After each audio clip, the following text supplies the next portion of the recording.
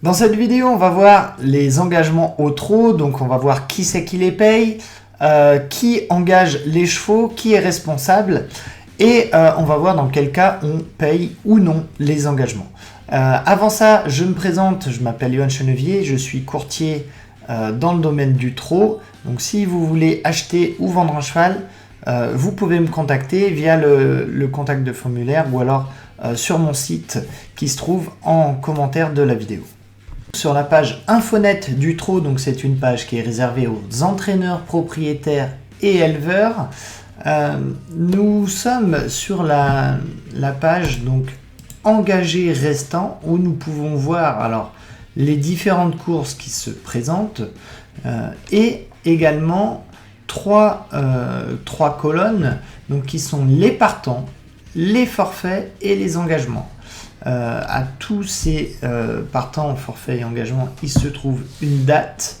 Donc nous allons voir tout d'abord la date des partants. Par exemple ici, le lundi 20 novembre, les partants, la date des partants définitifs était le jeudi 16 à 13h30. Il y avait également une date de forfait, donc c'est un pré-tri avant les partants définitifs, donc qui était la veille, donc le mercredi 15 à 15h, et la date des engagements. Alors, tout d'abord, les engagements, en fait, les entraîneurs ou propriétaires engagent les chevaux dans des courses.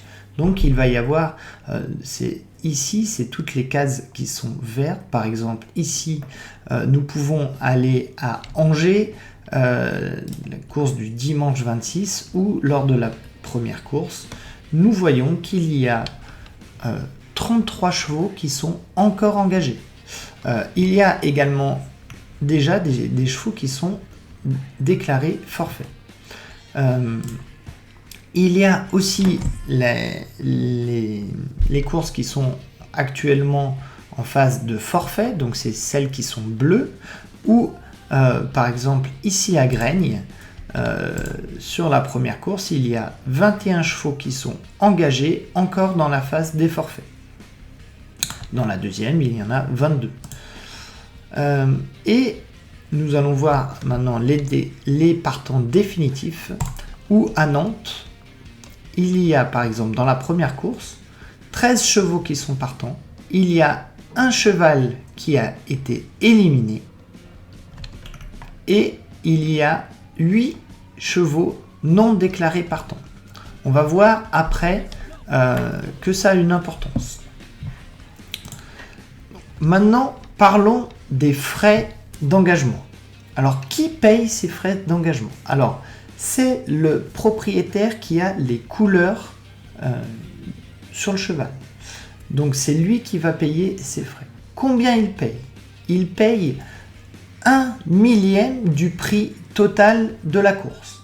Par exemple, si la course est dotée de 22 000 €, le propriétaire ayant ces couleurs, et uniquement lui, va payer 22 € si son cheval participe à cette course.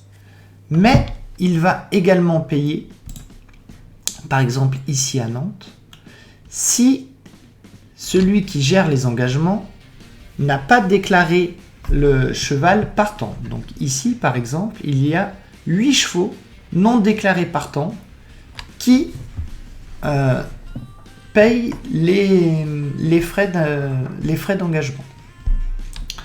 Le cheval éliminé, quant à lui, ici Louvberry, lui ne payera pas les frais d'engagement, puisque la personne responsable de l'engagement a déclaré une monte ici et un ferrage, avec bien sûr les petits bonhommes qui disent si l'entraîneur est confiant ou non.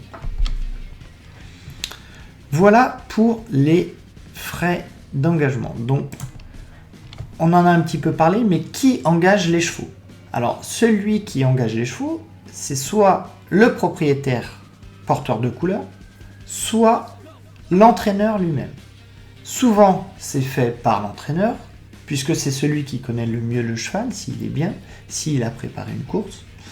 Mais il faut savoir quand même que le responsable des engagements reste le propriétaire porteur de couleur. Donc si c'est l'entraîneur qui laisse par exemple un cheval non déclaré partant, la responsabilité en revient au propriétaire porteur de couleur et c'est lui qui va payer les engagements.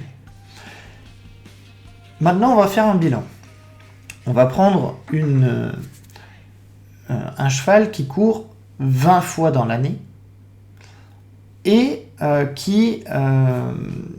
dont l'entraîneur ou le propriétaire gère plutôt bien les engagements. À chaque fois qu'il court, il est engagé et il n'est pas non déclaré partant. On va prendre une moyenne de course à 20 000 € par course. Donc sur ces 20 courses à l'année, le propriétaire porteur de couleur va payer 20 fois 20 € en moyenne, ce qui va lui revenir à environ 400 €, ce qui est quand même une somme et qui n'est pas négligeable quand même. C'est important de l'incorporer dans son budget. Par contre, comme je vous l'ai dit, tous les autres associés ne paieront pas ces frais d'engagement. Donc si vous êtes associé non porteur de couleur, vous ne payerez aucun frais d'engagement. Voilà. Après, il est aussi important de vérifier et de cibler les engagements, puisque si votre cheval n'est pas déclaré partant lors d'une course, vous allez payer des frais d'engagement pour rien. C'est pour ça que je vous conseille notamment à être vigilant là-dessus pour pas exploser ces coûts liés à l'engagement. En tout cas, je vous remercie d'avoir regardé cette vidéo. J'espère qu'elle vous aura plu. J'en profite pour vous dire que je serai présent à l'hippodrome de Lyon-Paris, donc mardi 21, pour voir les finales régionales. Voilà, c'est un grand événement pour le centre-est.